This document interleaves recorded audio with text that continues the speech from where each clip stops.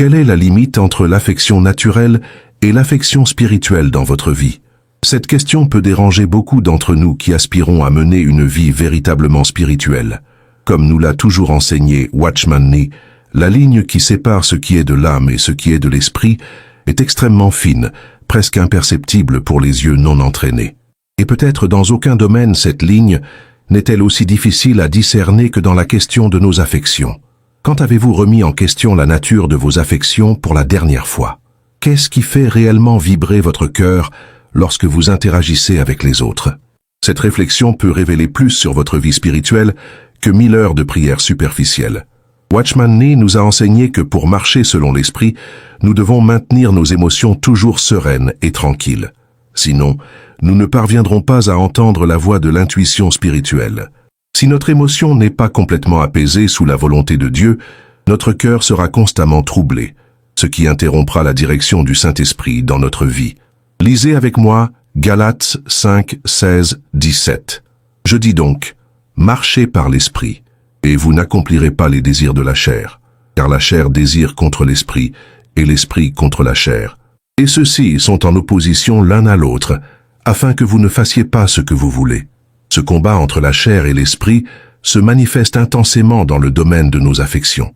Combien de fois nos décisions sont-elles influencées par des affections naturelles au lieu de la direction spirituelle?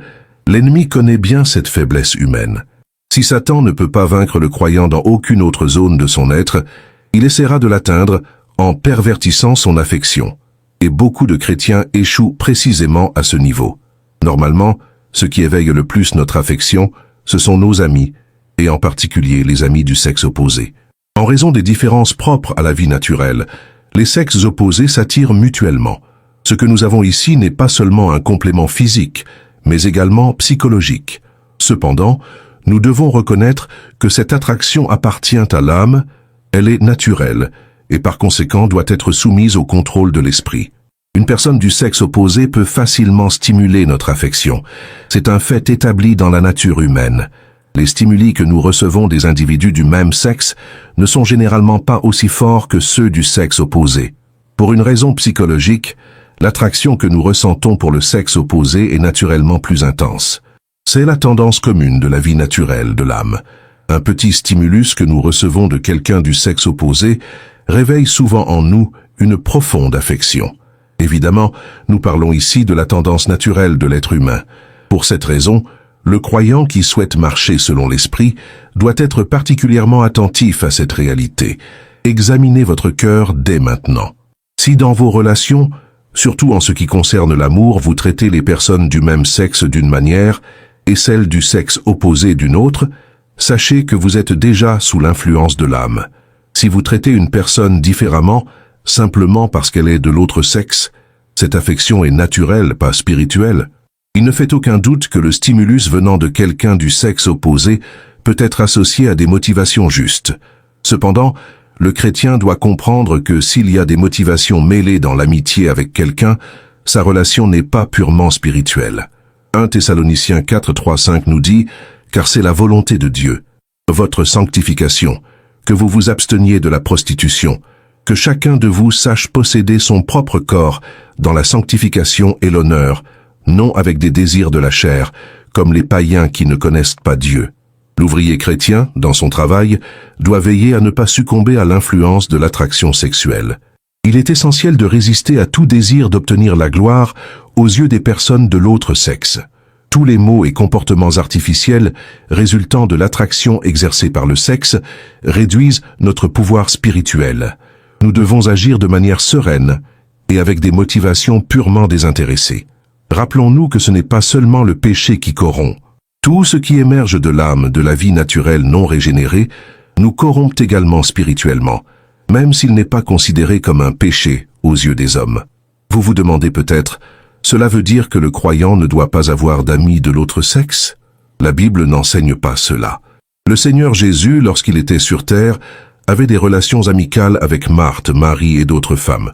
Ainsi, la question fondamentale est la suivante. Notre affection est-elle totalement sous le contrôle de Dieu ou non?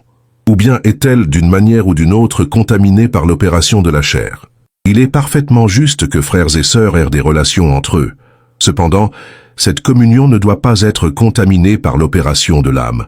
L'apôtre Paul conseille dans 1 Timothée 5:2 aux femmes âgées comme à des mères, aux jeunes filles comme à des sœurs, avec toute pureté. En résumé, nous devons consacrer notre affection entièrement à Dieu.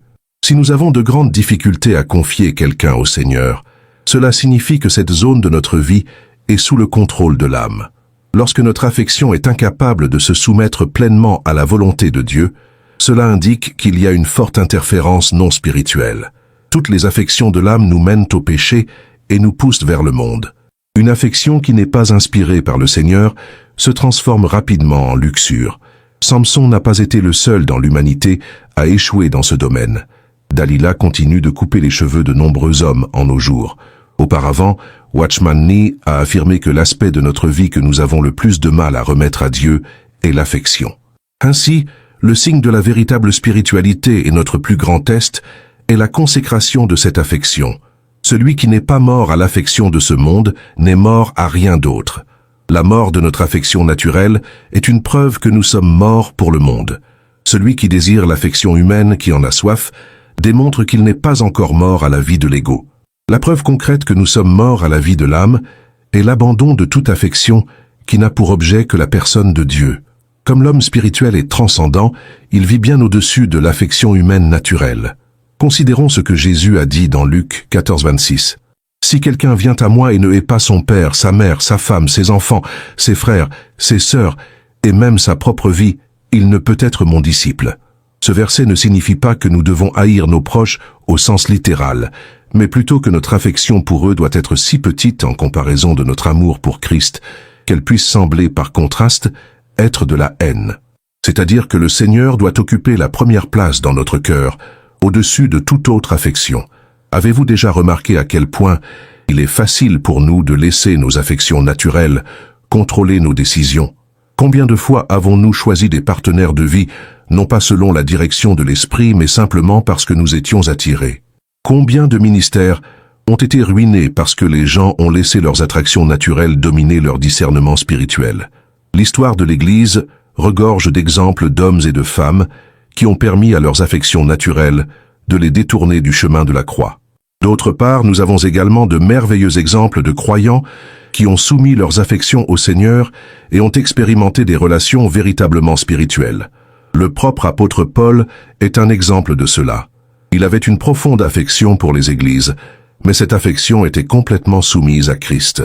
Il pouvait dire dans Philippiens 1:8, « Car Dieu est mon témoin, à quel point je vous désire tous avec l'affection tendre de Christ Jésus. » Notez que Paul ne dit pas simplement « avec affection », mais avec l'affection tendre de Christ Jésus. Son affection n'était pas simplement naturelle, mais trouvait sa source dans le Christ lui-même. C'était une affection spirituelle, née de l'esprit. Comment pouvons-nous distinguer entre affection naturelle et affection spirituelle? Comment pouvons-nous savoir si nos attirances et nos affections viennent de l'âme ou de l'esprit? Watchman Nee nous donne quelques indications pratiques. Premièrement, l'affection spirituelle n'est pas possessive. L'affection naturelle veut toujours posséder son objet, le contrôler, l'avoir pour soi. L'affection spirituelle, en revanche, cherche le bien de l'autre, même si cela signifie s'en détourner. Deuxièmement, l'affection spirituelle ne fluctue pas avec les circonstances. L'affection naturelle est versatile. Elle aime intensément aujourd'hui, puis refroidit demain. L'affection spirituelle est constante parce que sa source est Dieu, qui ne change pas. Troisièmement, l'affection spirituelle est toujours en harmonie avec la volonté de Dieu. Si votre affection pour quelqu'un vous pousse à désobéir à Dieu ou à ignorer sa direction, il s'agit certainement d'une affection naturelle, pas spirituelle.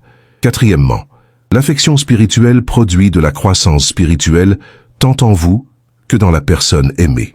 L'affection naturelle nuit souvent à la croissance spirituelle, car elle a tendance à se concentrer davantage sur le confort et la satisfaction mutuelle que sur la croix et la sainteté. Réfléchissons un peu plus sur ce dernier point. De nombreuses relations qui commencent par une apparence spirituelle se dégradent progressivement, parce que les personnes impliquées ne veillent pas contre l'infiltration de l'affection naturelle. Au départ, il y a une vraie communion autour des choses de Dieu, mais petit à petit, l'élément naturel s'introduit et le focus se déplace du Seigneur vers le plaisir de la compagnie de l'autre. Il est nécessaire de veiller constamment pour que nos affections demeurent sous le contrôle de l'esprit. Cela nécessite une mort quotidienne à soi-même, comme Paul l'a déclaré dans 1 Corinthiens 15:31. « Je meurs chaque jour ».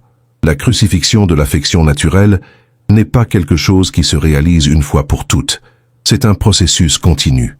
Jour après jour, nous devons remettre nos affections au Seigneur et lui permettre de les purifier et de les diriger. Lorsqu'une affection naturelle commence à se développer, le Saint-Esprit nous avertit fidèlement.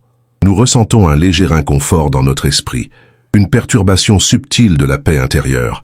À ce moment-là, nous avons un choix. Nous pouvons obéir à l'avertissement de l'esprit et maîtriser cette affection naturelle, ou nous pouvons ignorer la voix de l'esprit et suivre nos désirs naturels. Beaucoup de croyants chutent parce qu'ils ignorent ces avertissements subtils de l'esprit. Ils rationalisent, se disant « il n'y a rien de mal là-dedans, nous ne faisons rien de pécheur ». Mais le problème n'est pas de savoir si l'action extérieure est pécheresse selon les normes humaines.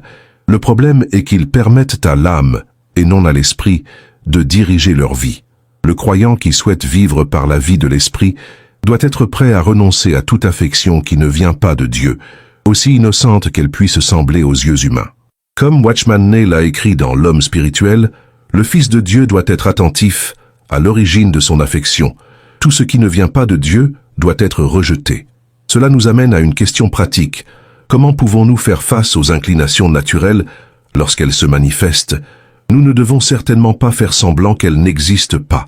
Nier la réalité n'est pas de la spiritualité, mais de l'auto-tromperie.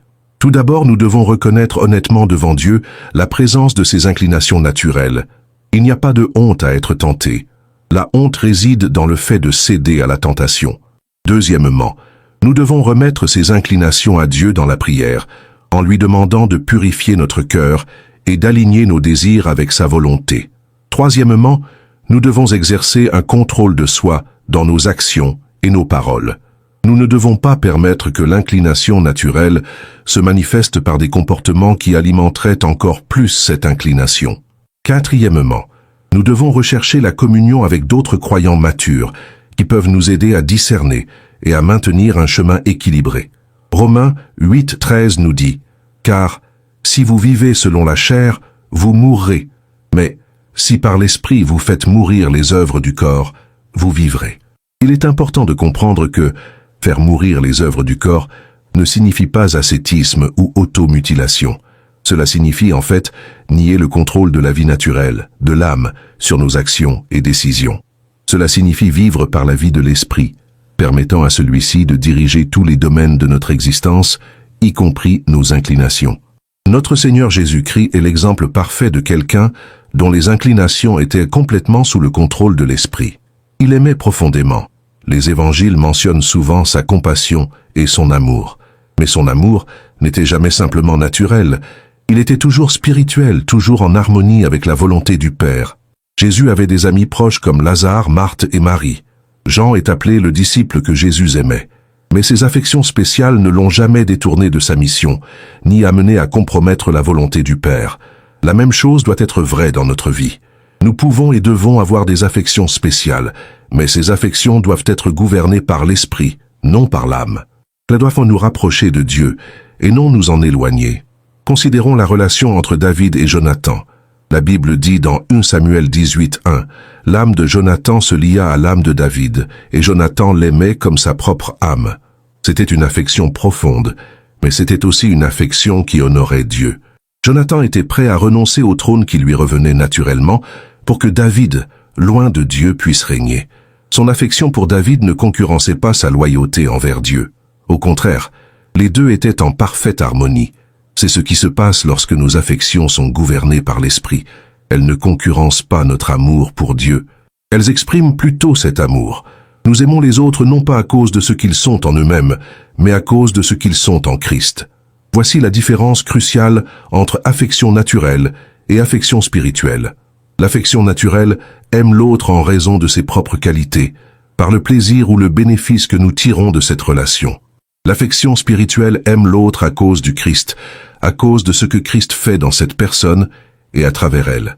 Lorsque nous aimons avec une affection spirituelle, nous n'aimons pas réellement la personne en soi, mais le Christ en elle. Comme Paul l'a écrit dans Galates 2:20, ce n'est plus moi qui vis, mais c'est Christ qui vit en moi. Ceci doit être notre attitude dans toutes nos relations. Ce n'est pas nous qui aimons, mais Christ qui aime à travers nous. Ce n'est pas notre affection naturelle qui s'exprime, mais l'affection du Christ qui coule à travers notre esprit. Il est clair que cela est plus facile à dire qu'à pratiquer. Notre nature adamique, notre âme, cherche constamment à reprendre le contrôle de nos affections.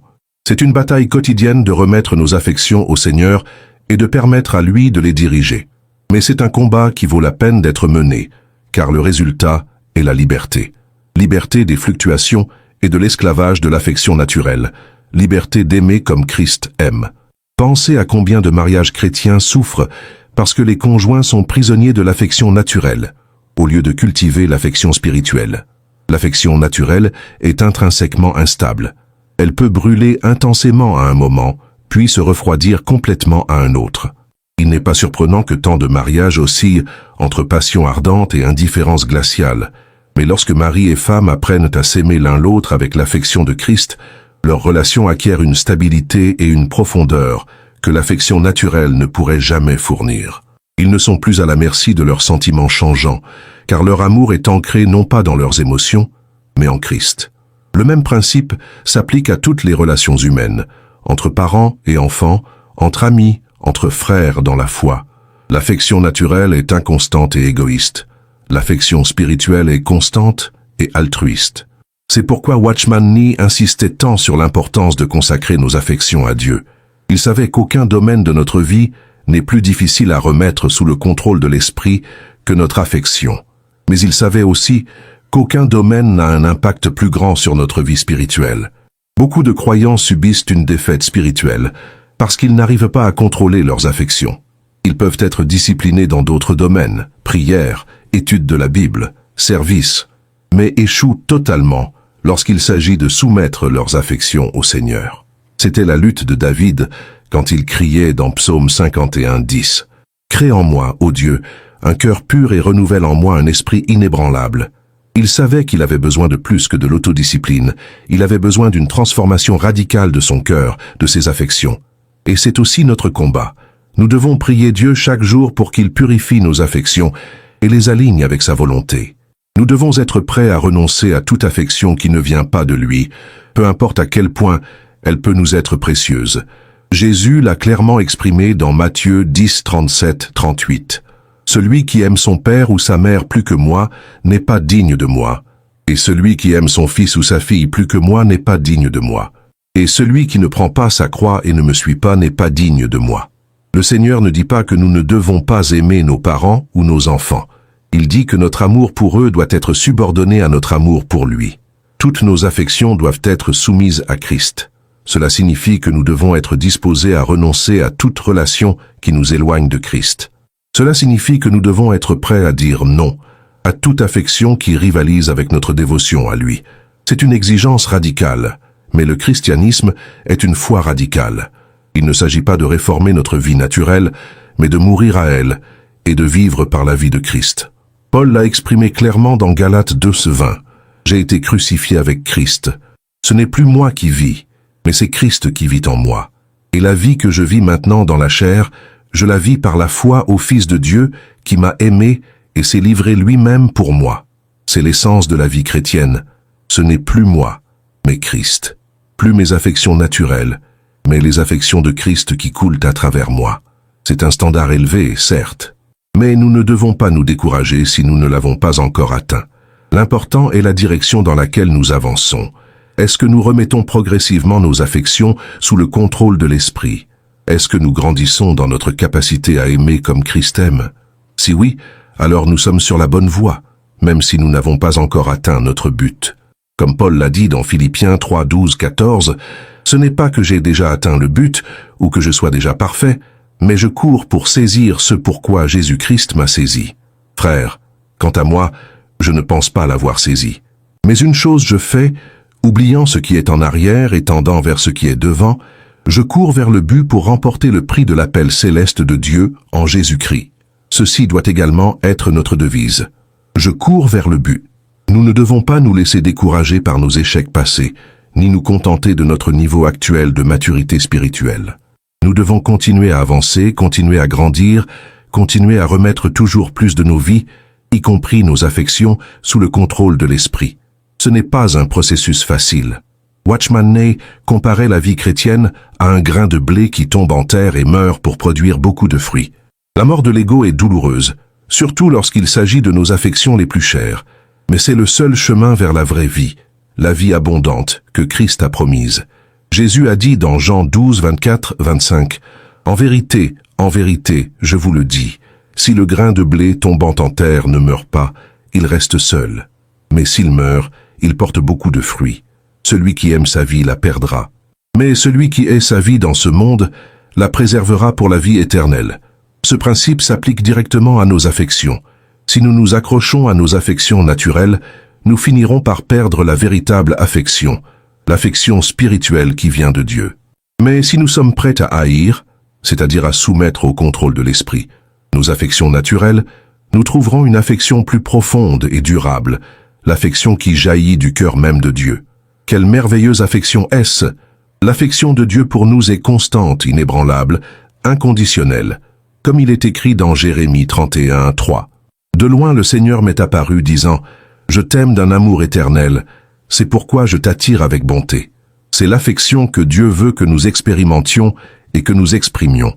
Une affection qui ne dépend pas des circonstances extérieures ou des qualités attirantes de l'objet aimé. Une affection qui coule librement du cœur de Dieu, à travers notre esprit, vers les autres. Lorsque nous permettons à cette affection divine de circuler à travers nous, nos relations se transforment. Nous ne sommes plus prisonniers des hauts et des bas de l'affection naturelle. Nous ne sommes plus esclaves des attractions passagères ou des passions éphémères. Nous sommes libres d'aimer comme Christ aime, de manière constante, fidèle, désintéressée. Et c'est la plus grande liberté de toutes. La liberté d'aimer sans peur, sans anxiété, sans possessivité. La liberté d'aimer non pas de nos propres ressources limitées, mais de la source inépuisable de l'amour de Dieu. Paul a prié pour les Éphésiens dans Éphésiens 3, 16, 19.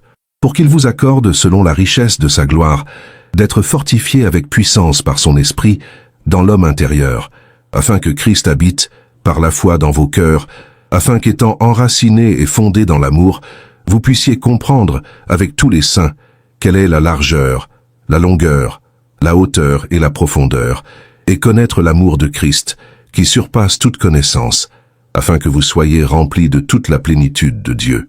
Cela doit aussi être notre prière, que nous puissions connaître l'amour de Christ qui surpasse toute compréhension, et que cet amour puisse circuler à travers nous vers les autres. Cet amour, cette affection spirituelle, est le véritable test de notre maturité en Christ. Ce n'est pas combien de Bibles nous connaissons, ni combien d'heures nous passons en prière, ni combien de services nous rendons à l'Église. C'est si nos affections sont sous le contrôle de l'esprit ou de l'âme. Watchman Nee nous rappelle constamment que le chemin vers la vie spirituelle passe par la croix. Il n'y a pas de raccourci, pas d'alternative.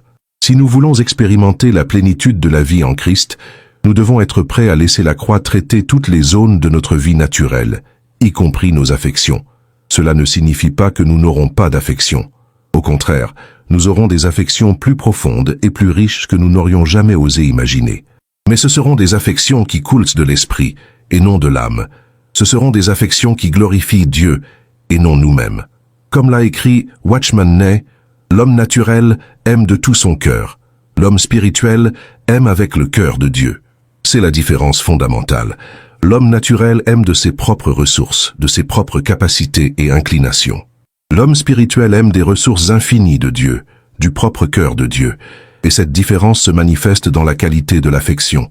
L'affection naturelle est instable, égocentrique et souvent possessive. L'affection spirituelle est constante, centrée sur Christ et libératrice. Pensez à ce que serait notre vie si toutes nos affections étaient régies par l'esprit. Il n'y aurait plus de conflits causés par la jalousie ou la possessivité. Il n'y aurait plus de cœurs brisés par des passions non partagées.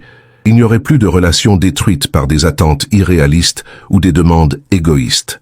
Au lieu de cela, nous aurions des relations caractérisées par un amour sincère, un respect mutuel et une croissance spirituelle partagée. Nous aurions des amitiés qui nous rapprochent de Dieu, au lieu de nous en éloigner. Nous aurions des mariages qui reflètent la relation entre Christ et l'Église, au lieu de caricatures déformées de cette relation divine. C'est cette vision qui doit nous motiver à confier nos affections au Seigneur. Ce n'est pas une question de renier notre humanité ou de réprimer nos sentiments. C'est une question de permettre à l'Esprit Saint de transformer nos affections naturelles en affections spirituelles, afin que nous puissions expérimenter et exprimer l'amour même de Dieu. Si vous regardez cette vidéo, je vous invite à faire une pause et à examiner vos propres affections. Demandez-vous, mes affections sont-elles sous le contrôle de l'esprit ou de l'âme? Est-ce que j'aime les autres avec l'affection du Christ ou avec mon affection naturelle? Si, comme beaucoup d'entre nous, vous constatez que vos affections sont encore largement naturelles plutôt que spirituelles, ne désespérez pas. Ce n'est que le début d'un voyage, pas la fin. L'important est de reconnaître le besoin et de crier à Dieu pour une transformation. Priez comme David. Crée en moi, ô Dieu, un cœur pur. Demandez au Seigneur de purifier vos affections et de les aligner avec sa volonté. Soyez prêts à laisser la croix traiter vos affections naturelles afin que la vie ressuscitée du Christ puisse se manifester à travers vous. Et n'oubliez pas que nous ne sommes pas seuls dans ce combat. L'Esprit Saint est avec nous, nous aidant à mourir à nous-mêmes et à vivre pour le Christ. Comme Paul l'a écrit dans Romains 8, 26, de même aussi, l'Esprit nous aide dans notre faiblesse. Nous pouvons compter sur l'aide de l'Esprit Saint pendant que nous cherchons à soumettre nos affections au Seigneur. Il nous guidera, nous fortifiera et nous transformera, si nous sommes prêts à coopérer avec lui. Et à mesure que nos affections sont progressivement transformées, nous expérimenterons une liberté et une joie que l'affection naturelle ne pourrait jamais offrir. Nous éprouverons ce que cela signifie vraiment aimer comme le Christ aime. Comme Watchman Nee nous l'a enseigné, l'homme spirituel est transcendant, vivant bien au-dessus de l'affection humaine naturelle. Ce n'est pas qu'il n'ait pas d'affection, mais que ses affections sont d'une qualité différente, issues d'une source différente. Ce sont des affections qui proviennent de l'esprit, et non de l'âme. Ces affections spirituelles sont incomparablement plus riches, plus profondes, et plus satisfaisantes que toute affection naturelle ne pourrait l'être. Elles nous relient non seulement à d'autres personnes, mais aussi à Dieu lui-même, la source de tout amour véritable. C'est pourquoi l'effort, la lutte, la douleur pour permettre à la croix de s'occuper de nos affections naturelles en valent la peine. Ce que nous recevons en retour est bien plus grand que ce que nous abandonnons. Nous lâchons des affections instables, limitées et souvent frustrantes. En retour, nous recevons l'affection même de Dieu, constante, illimitée et toujours satisfaisante. Partagez cette vidéo bénie pour qu'elle puisse toucher et aider d'autres personnes comme vous et moi. Voulez-vous approfondir davantage votre foi et votre prière? Téléchargez notre e-book exclusif sur comment renforcer votre spiritualité de nos jours. Le lien est dans les commentaires ci-dessous. N'oubliez pas de cliquer sur le bouton s'abonner si ce n'est pas déjà fait. Je vous remercie du fond du cœur de faire partie de notre communauté de foi. Si vous souhaitez soutenir un peu plus notre chaîne, envisagez de devenir membre de notre chaîne. Je vous laisse ici 2 autres vidéos pour que vous puissiez continuer votre quête spirituelle et votre croissance dans la foi. Merci, et que Dieu bénisse chacun d'entre vous. À bientôt.